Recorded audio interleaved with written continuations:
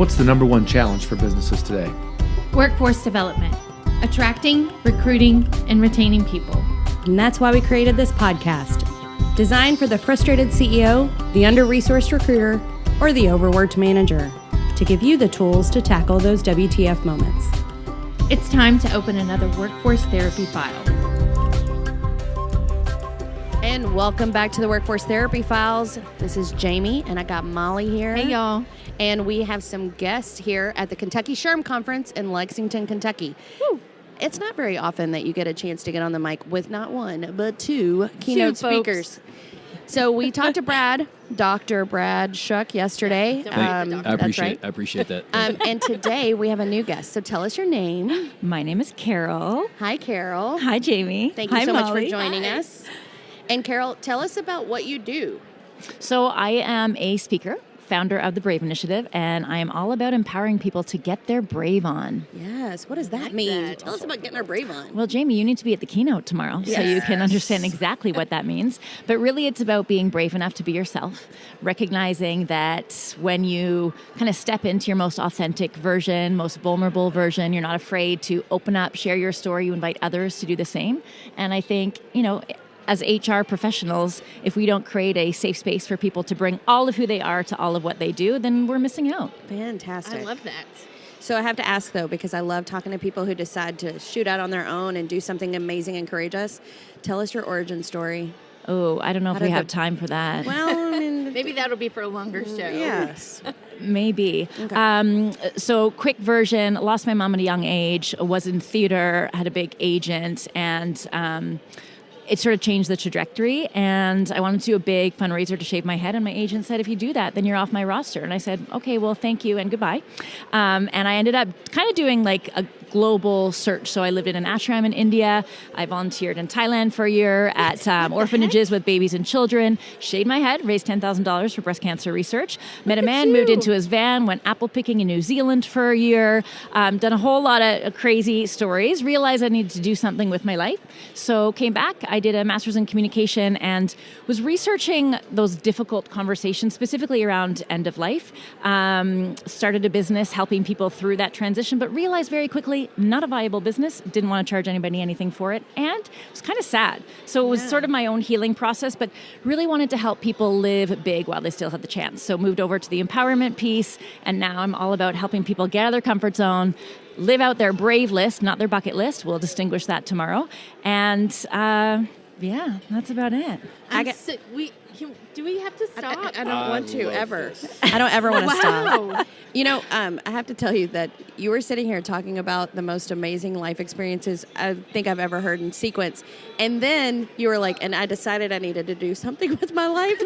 And I immediately am struck with have I started to do anything with my life? So thank you for sharing that with us. Yeah. Thanks for asking. Wow. Molley, the other thing is, I got a special fun fact about Carol. How? Yeah, because we connected for 2 seconds right before this podcast. Mm-hmm. And she is our first international guest. Oh, that's right. So the Workforce Therapy Files is going global, y'all. Look at You know what I that. mean? That's amazing. deal. High fives all around. Congratulations. High High fives. I am right. honored. Big deal. I think that also was our first group high five. There's so many firsts that You are did happening. a good job, too. It was nice coordination around the It table. was, Yes, it it was. was good. Go And us. people can see Yes. it live. Oh, Yeah, wait, yeah, we do. wait. We have camera. Here we go. There's connection. I feel the connection here. All right. All right.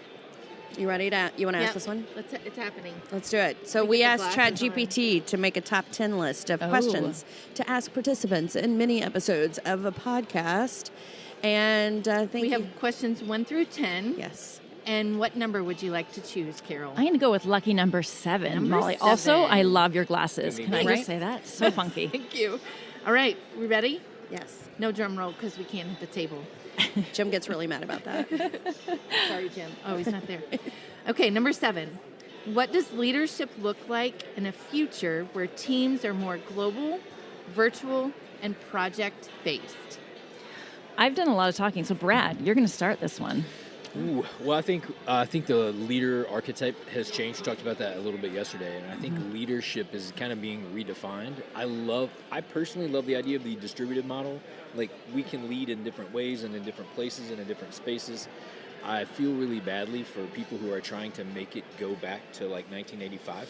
Like that's not going to work. No. We're going to have to move forward in a very different way. But I think leaders are going to have to take on a different kind of mentality, a different mindset around what it means to lead, leading above the line versus below the line. What do you think, Carol? Yeah, I think you talked a lot about that in terms of courage, right? Yep. Above the line, below the line. I think leaders are going to have to make really tough decisions and realize, too, that you can't do it the same way that you've always done it because work looks different. The only thing that's inevitable is change. And I think you need to make it more about the individual. So I'm a bit biased because I talk all about brave leadership and how it's really important to, make those bold decisions, those tough decisions, but also empower your people. And I think when we look at, the global workforce and things changing, we used to always live by the golden rule, right? Do unto others as you want them to do unto you. Sure. But now we got to live by the platinum rule. Have you heard of that? No. The platinum rule is all about doing unto others as they want you to do to them. And I think we want different things. We're motivated by different things. And I think we don't, until we know our people on an individual, deeper level, we don't know what they need as leaders to empower them. And we can't just do it the same way for everyone. And if you don't take the time to get to know your people, you're not going to get the best out of them. And that is a huge cultural shift. Absolutely. Because it was always do as you're told. And leaders, I think, need training on how to change their mindset. Absolutely. Of what are the questions they should be asking as opposed to the directive of leading. Yep. 1,000%. It's a whole mind shift. I've been thinking about how are we training the next generation of leaders? How are we getting people to be brave? How do we help people be in circumstances that give them the muscle memory to be brave in situations? Well, Brad, you're going to have to come to my keynote tomorrow. Absolutely.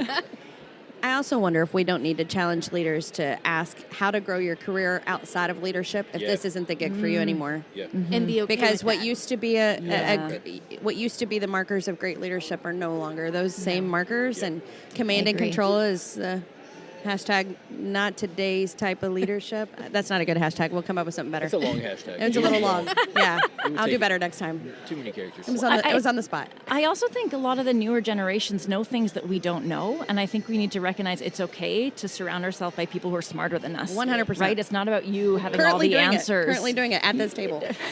Yes. Yes. Leadership in action. That is my motto. But honestly, recognizing we don't have all the answers, and you don't need to pretend that you do. Absolutely. And it's okay. Absolutely. It's okay that you don't know. Yep. And people want to work with people who are real. I think it's all about being real as opposed to, leading from your title, your resume. We want more raw humans. Yep. I think I like Carol. I think I do thought too. you would, which Yeah. is why we walked down here. I'm so glad that you brought her to us. Thank you, Brad. Thank you for taking time to see us. I hope that your keynote's as incredible as I know it will be. Oh, thank And that you you. enjoy your conference. Thank you so much. So lovely meeting you, Jamie, Likewise. Molley. Yeah. Brad, I already know you.